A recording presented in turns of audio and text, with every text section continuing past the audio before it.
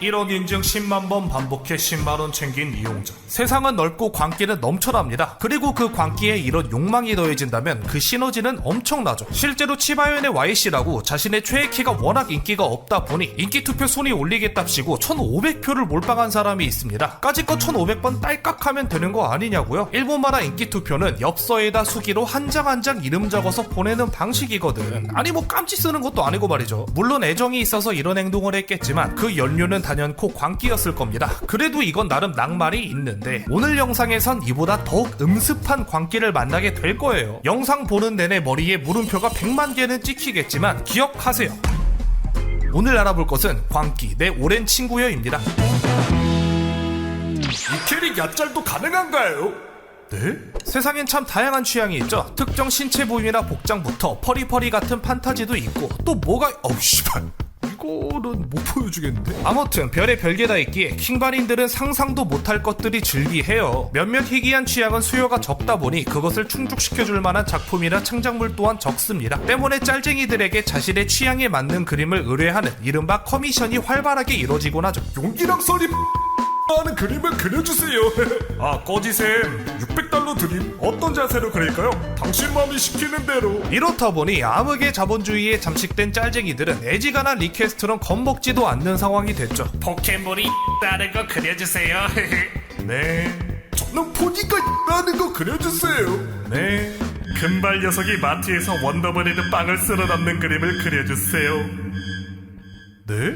자, 영미권 커뮤니티를 돌아다니다 보면 이렇게 녀석이 마트에서 빵을 썰어 담는 그림을 종종 발견할 수 있습니다. 보통은 금발의 여성으로 그려지지만 반드시 지켜지는 건 아닙니다. 허나 특이하게 빵만큼은 반드시 원더브레드 제품으로 그려지고 있죠. 대체 뭘까요? 우민들은 이해할 수 없는 최신 마케팅 기법인 걸까요? 아닙니다. 놀랍게도 이 짤의 대부분은 한 사람이 몇백, 몇천만 원을 들여 수많은 짤쟁이들에게 커미션을 맡겨 얻어낸 그림들이죠. 대체 왜요?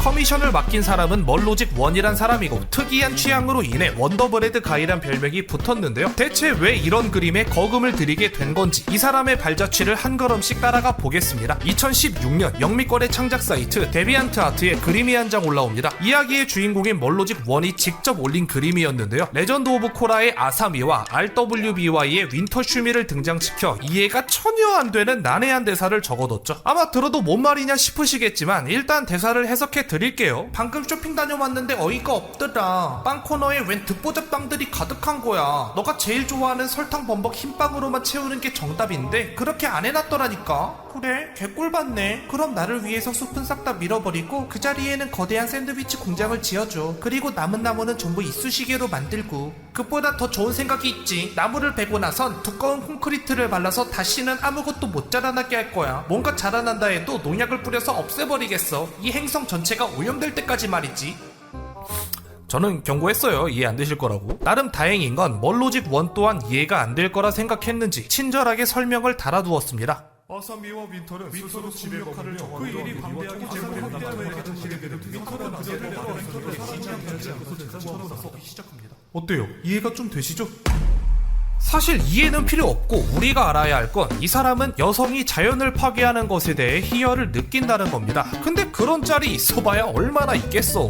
때문에 그는 자신의 욕망을 충족시키기 위해 수많은 짤쟁이들에게 커미션을 요청해온 거죠. 그렇게 만들어진 그림이 이만큼이나 있습니다. 이런 빵 쇼핑 그림이 아니더라도 전기톱으로 숲을 벌목하는 짤, 차에 기름을 잔뜩 채우는 짤, 공장이나 놀이공원을 건축하는 짤 등 숱한 자연 파괴 짤들이 양산되어 왔죠. 데비안트 아트의 올비들은 그림의 퀄리티나 장수로 봤을 때 그가 커미션에 쏘는 금액이 보수적으로 잡아도 몇천 달러는 우습게 넘길 것이라고 예상합니다. 이렇다 보니 자연스레 그에겐 원더브레드 가이란 별명이 붙었고 커미션을 받는 짤쟁이들에겐 일종의 도시전설이 되었죠. 이 사람이 더욱 악명을 떨치게 된 사건이 하나 있는데 유튜브에서 말하기 힘들 정도로 선을 아득히 넘는 온갖 미친 수위의 그림을 그리던 한 유명 짤쟁이가 있거든요. 근데 원더브레드 가이가 이 사람에게 그렇고 그런 그림을 그려달라 요청했으나 그 사람조차 겁을 집어 먹고 커미션을 거절했다는 소문이 돌며 걔가 거절했다고? 이 새끼 도대체 얼마나 미친 새끼인 거임? 이런 식으로 악명이 더더욱 높아졌죠. 이 해괴한 그림들은 쌓이다 못해 결국 데비안트 아트에서부터 넘쳐 흘러 인터넷 전반으로 흘러 들어왔고, 이 그림을 마주한 사람들은 광기에 덜덜 떨면서도 원더브레드 가이의 정체와 이 취향을 갖게 된 경위 등에 의문을 품게 됩니다. 때마침 그는 내릴 등 여러 커뮤니티에서 AMA를 열었는데 그 답변들은 하나같이 광기에 가득 절어 있었죠. 왜 하필이면 금발 녀석인가요? 대부분의 만화에서 에코빌런이 백인 남성이기 때문에 저는 그 반대격인 백인 여성으로 설정한 겁니다. 아니 그럼 흑인 여성으로 해야? 왜 하필이면 원더브레드 빵인가요? 처음 여자친구의 대흉근을 만져보았을 때 감촉이 마치 원더브레드.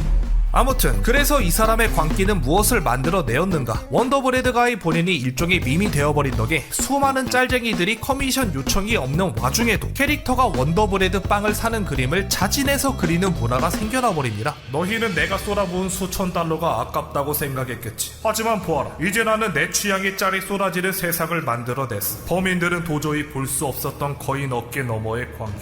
이래도 고작 그 수천 달러가 아깝다고 생각하는가? 네. 아무튼 원더브레드 가이의 근황도 좀 찾아봤는데 말이죠, AI가 그림을 그려주는 시대가 도래하며 극한의 행복을 느끼고 있더라고요. 이제 커미션 요청은 끝났다. 당신들이 악몽처럼 생각했던 일은 마침내 현실이 되었지. 빵지옥의 시작이다.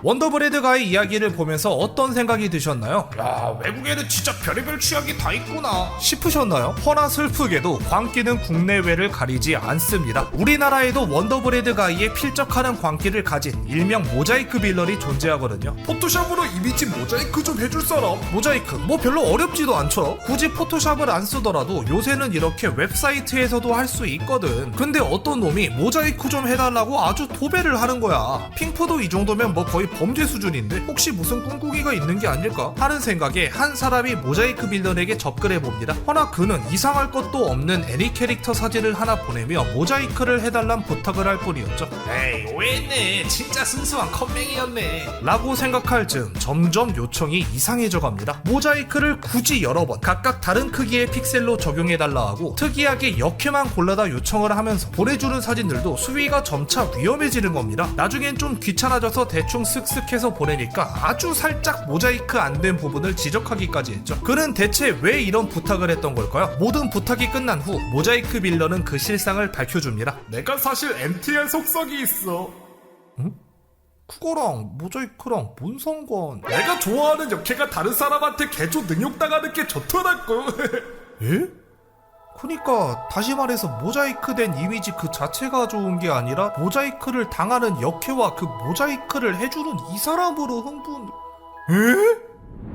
일본에서 26년 동안 출판하고 있는 미친 수학책. 한때 이런 글이 커뮤니티 전반에 돈 적이 있습니다. 책의 제목은 원주율 100만짜리표, 내용은 당연히 원주율 100만짜리표. 단순히 원주율의 나열을 적어놨을 뿐인 책이죠. 골 때리는 게 발행 넘버링도 1에서 3까지 멀쩡히 세다가 3쇄 이후로 원주율로 세고 있고요. 가격까지 314엔으로 맞춰 컨셉을 제대로 지키고 있죠. 물론 부가세 별도. 그 이외에도 저작권법을 명시해 놓은 부분엔 본서의 내용 일부 또는 전부를 무단으로 복제하는 것은 법률상 인정받은 행위에 해당하며 저작자 및 출판자의 권리를 침해하지 않으므로 하고 싶으면 마음대로 하세요 라고 적혀 있습니다. 범상치 않죠. 광기가 느껴져서 저도 한번 뭐하는 양반들인가 하고 조금 더 찾아봤습니다만 이 책은 빙산의 일각에 불과했습니다. 뚜껑을 따보니 더더욱 미친 책들이 쏟아져 나왔죠. 그게 뭐냐, 원주율 100만짜리 표의 속편, 원주율 1억짜리 표 총 지편이란 책도 있거든. 여기서 끝이 아니다. 이 책의 축세판이라 하여 한 페이지당 50만자를 담아낸 버전도 나왔습니다. 글자 밀도가 너무 높아 육안으로 읽을 수 없을 정도죠. 여기서 끝이 아니다. 이 책을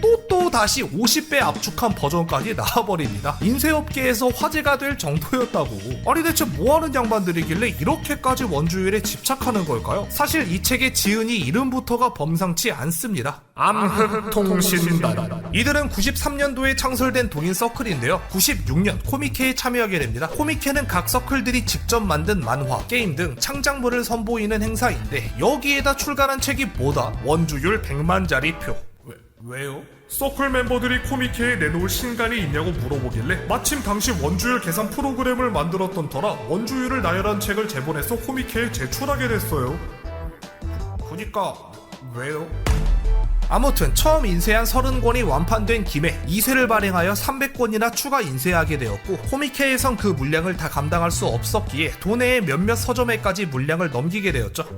장난으로 만든 책이를 330권이나 팔았네. 대박. 그럼 우리가 제대로 출간한 책은 훨씬 더 많이 팔리겠지? 누구세요? 여기 서점인데 혹시 추가 발주될까요? 어떤 책이요? 컴퓨터 언어 관련 책? 아니면 패턴 인식 학습서? 원주율 100만짜리!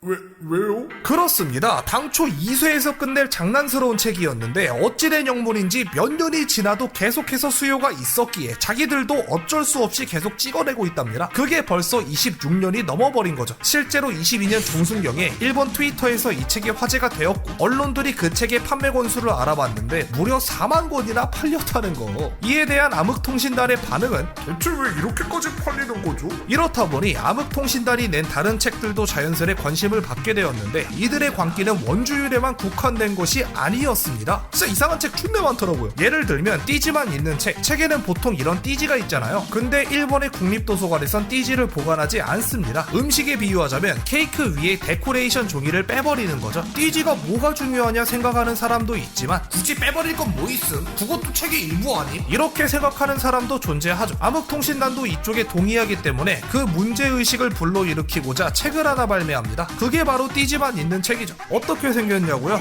이렇게. 야, 이건 책 모양 띠지냐 띠지 모양 책이냐. 다시 음식에 비유하자면 데코레이션 종이 모양 케이크를 만든 셈이죠. 좀 미안해요. 또 다른 책으론 한 번에 복사할 수 있는 책이 있습니다. 일본의 국립도서관은 서적의 페이지를 복사해주는 서비스를 제공하는데, 저작권법 규정상 책의 딱 절반까지만 복사해준단 말이죠. 절반까지만 읽으면 의미가 없는데 다 읽게 못해주나? 책 절반 나눠서 전반부랑 후반부랑 내용 똑같이 쓰면 되는 거 아님? 와씨 천재냐? 실제로 해당 책은 국립도서관에 소장되어 있고, 직접 실험한 결과 절반만 복사해서 책 내용의 전부를 읽을 수 있었다네요. 마지막으로 국립도서관에만 있는 책, 설마? 네, 발행한 뒤 국립도서관에만 납본하고 나머지는 싹 다 폐기했다고. 뭐 이런 책들까지 더해 그들의 광기를 엿볼 수 있었는데, 그래도 그들의 근본은 역시 원주율이겠죠. 때문에 16년 3월 14일 암흑통신단이 직접 오프라인 이벤트를 열기도 했습니다. 입장료는 당연히 314일이겠죠? 2083엔 왜요? 후야 314일만 받기엔 대관료가 좀 비싸서 가 아니라 당연히 의미가 있죠. 314번째의 소수가 2083엔이기 때문에. 비싸서 그런 거 맞는 거 같... 아니 근데 진짜 돈은 크게 상관없었는지 입장료 페이백 이벤트를 진행했더라고요. 무려 원주율 할인, 원주율을 암창하고 그 자릿수만큼 돈을 돌려주는 이벤트였죠. 예를 들어 3.14159까지 말하면 5엔을 돌려받는 식, 대부분 10자리 정도가 한계였는데 어떤 비범한 인물은 무려 381자리까지 암창했다고.